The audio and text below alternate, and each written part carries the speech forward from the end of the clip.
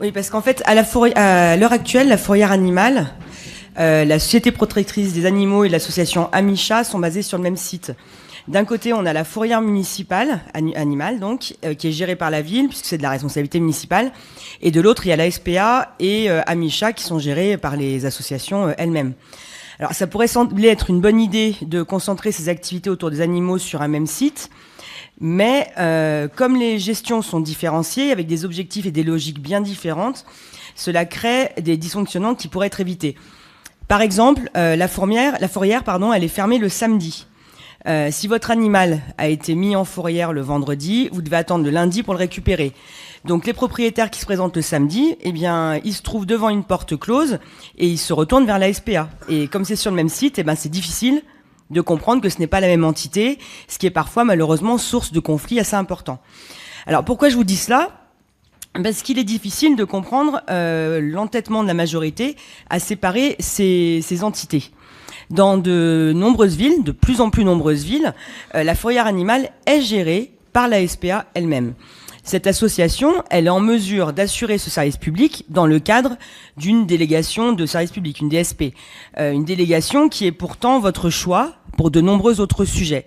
Alors, nous n'avons pas été habitués à cela pendant les 12 ans de cette majorité.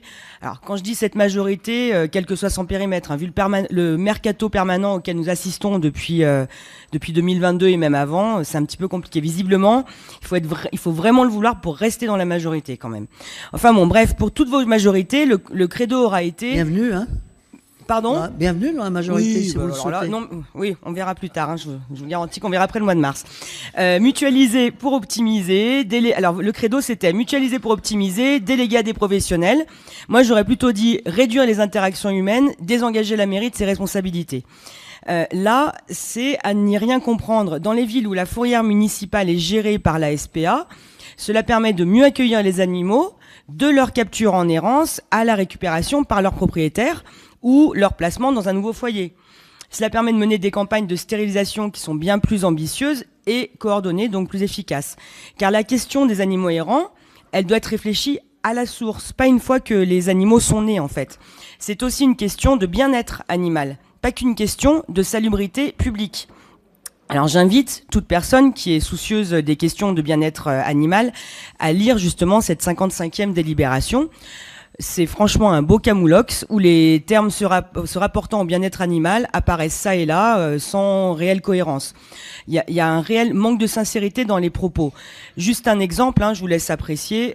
Parce que la ville est respectueuse de toute forme de vie, la population animale peut parfois générer des troubles.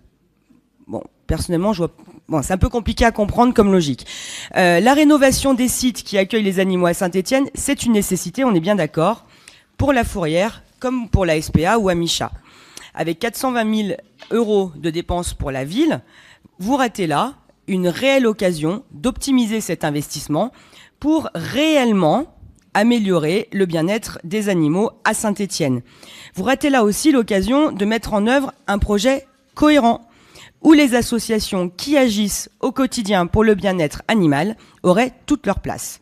En sectorisant ces activités, vous les condamnez à travailler en parallèle des activités de la fourrière municipale alors qu'elles pourraient travailler ensemble. Merci.